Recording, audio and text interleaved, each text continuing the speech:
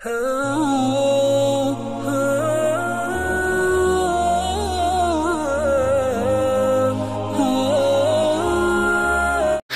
वालेकुम दोस्तों, कैसे हो? उम्मीद है कि सब खैरियत से होंगे। अल्लाह आप लोगों को ऐसे ही खुश रखें। जैसा कि आप जानते हैं कि आज से 2-3 महीने पहले पाकिस्तान के मशहूर कॉमेडियन उमर शरीफ वफात पा गए, उनका इंतकाल हो गया।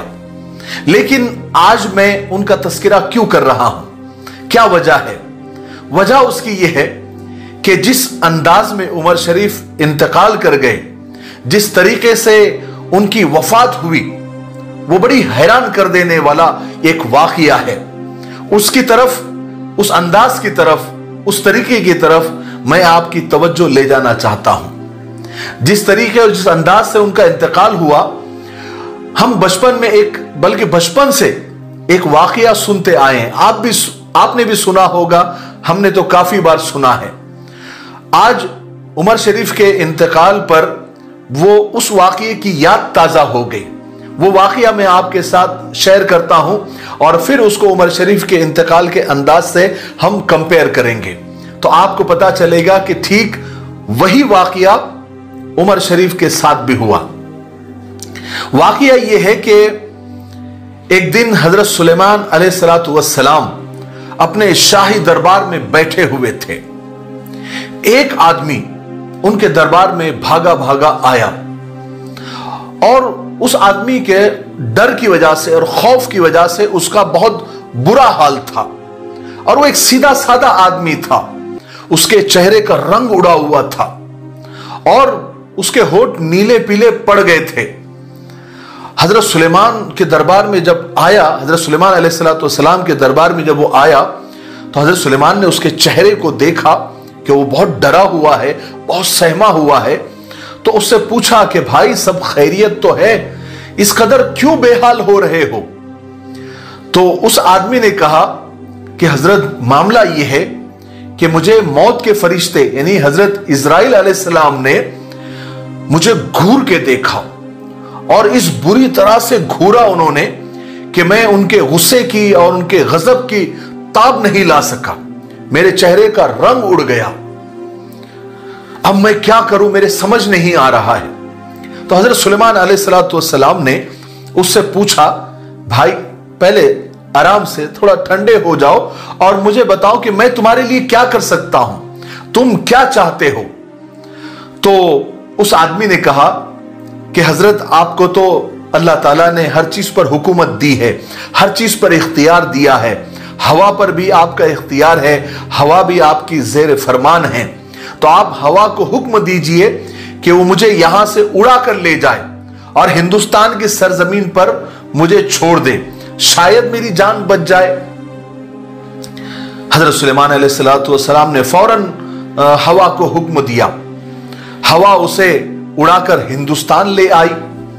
अब हुआ यह कि दूसरे दिन शाही दरबार में, यानी हजरत सुलेमान अलैहिस्सलाम के शाही दरबार में हजरत इजराइल अलैहिस्सलाम का आना हुआ। तो हजरत सुलेमान अलैहिस्सलाम ने मौत के फरिश्ते से यानी हजरत इजराइल से पूछा कि भाई तुमने उस सीधे साधे आदमी को इतना घूर के क्यों देखा, इतना गुस्से से क्यों देखा?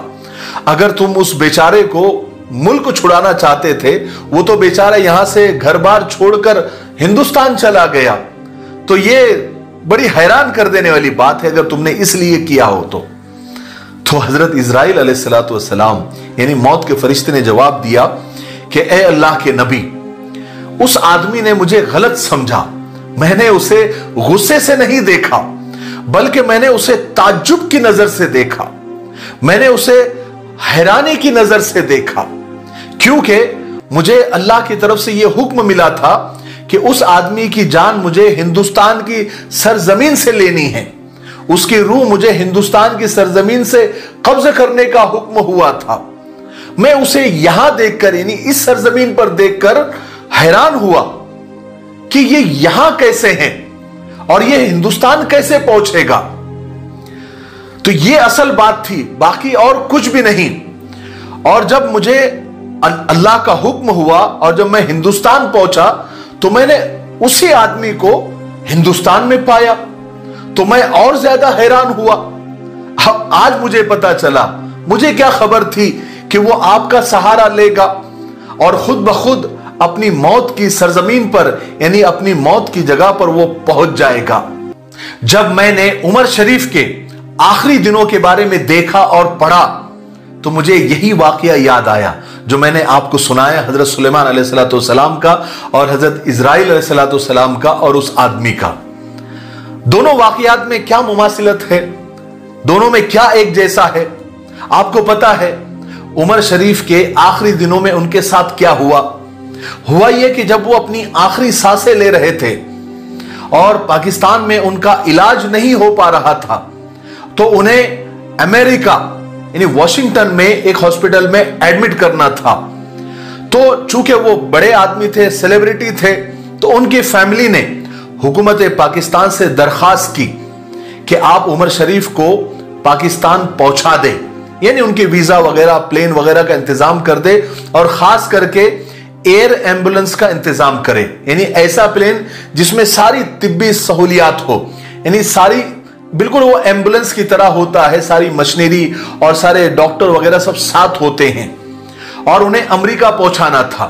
बहरहाल वो चूंकि वो सेलिब्रिटी थे, बड़े आदमी थे, तो हुकूमत पाकिस्तान ने फौरन उनके लिए एयर एम्बुलेंस का इंतजाम किया और उन्हें अमेरिका जाने के लिए प्लेन में पहुंचाया गया।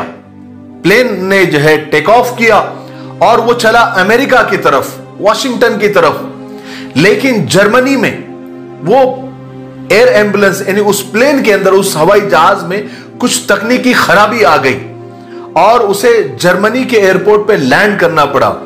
और उमर शरीफ चूंकि आखिरी वक्त था उनका, तो वो जर्मनी के एक हॉस्पिटल में उनको एडमिट करना पड़ा और वहां पर जर्मनी के हॉस्पिटल में उन्होंने आखिरी सांसें ली।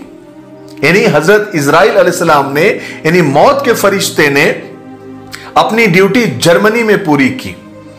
यानी आप देखिए ये सारी कोशिशें उनके घर वालों का, हुकूमत पाकिस्तान से बात करना और प्लेन का इंतजाम करना, अमेरिका ले जाने के लिए निकलना, ये सारी कोशिशें, सारी तगोदू किसके लिए थी? सिर्फ उमर शरीफ को जर्मनी पहुंचाने के लिए थी, क्योंकि उनकी तकदीर में आखिरी सांसें, उनका रूह कब्ज करना जर्मनी में लिखा हुआ था। इस वाकये से हमको बहुत सारे सबक मिलते हैं। मैं तो बस यही समझ सका हूं इस वाकये से कि तकदीर से कभी कोई काम हट के नहीं होता। जो तकदीरें लिख दी गई है, जो नसीब में लिख दिया गया है, जहां पर खाना, जहां पर पीना, जहां पर रहना, जहां पर रिस्क, जहां पर मौत, जहां पर पैदाइश, सब लिख दिया गया है। बिल्कुल उसी फॉर्मेट में सब कुछ चल रहा है। अगर आज मैं यहां हूं तो पता नहीं मेरी मौत कहां लिखी हुई है। सारी जिंदगी उन्होंने पाकिस्तान में गुजारी, लेकिन मौत उनकी जर्मनी की सरजमीन पर लिखी हुई थी, जो किसी ने तसव्वुर भी नहीं किया होगा कि उनकी आखिरी सांसें, ने अल्लाह ने हुक्म दिया मौत के फरिश्ते को कि उमर शरीफ की रूह जर्मनी में कब्ज करनी है। तो सारी कोशिशें करके, सब घर वालों ने, हुकूमत ने, सब ने कोशिश करके उमर शरीफ को कहां पहुंचाया? जर्मनी में, और वहां पर उनकी रूह कब्ज हुई। मैं वाकई में बड़ा हैरान हुआ ये सब देखकर, और ये वाकया मुझे याद आया। मैं तो यही समझता हूं कि इंसान की पैदाइश के फौरन बाद से वो अपनी मौत की मंजिल की तरफ बढ़ने लगता है, अपनी मौत की मंजिल की तरफ सफर शुरू कर देता है। लोग बर्थडे मनाते हैं, यौम पैदाइश मनाते हैं, हालांकि वो अपनी कब्र के 1 साल और करीब चले गए हैं, लेकिन कौन समझेगा। बहरहाल हमें तो हमेशा मौत के लिए तैयार रहना चाहिए, और आखिरत में और मौत के बाद जो चीजें काम आने वाली है, जो अच्छे अमाल काम आने वाले हैं, जो हमें मौत के बाद कब्र में जो चीज रोशनी करने वाली है, जिससे अल्लाह की रजा मिलने वाली है, वो हम आज ही करें। अल्लाह के रसूल सल्लल्लाहु अलैहि वसल्लम ने फरमाया कि समझदार आदमी वही है जो मौत से पहले मौत की तैयारी करे। मुझे इस वाकये में बिल्कुल ममासिलत लगी, एक जैसा लगा। आपको क्या लगा? कमेंट सेक्शन में जरूर बताइए। क्या उमर शरीफ का वाकया और हजरत सुलेमान का यह वाकया बराबर नहीं है? जो मुझे फील हुआ वो मैंने कह दिया, आपको जो फील हो रहा है वो कमेंट सेक्शन में जरूर बताएं और मरने से पहले मरने की तैयारी में लग जाए। ठीक है, तब तक मेरे लिए, पूरी उम्मत के लिए, पूरी इंसानियत, पूरी मानवता के लिए और हमारे प्यारे मुल्क भारत के लिए, यहाँ की अमन शांति के लिए, तरक्की उन्नति के लिए खूब दुआएं करते रहे।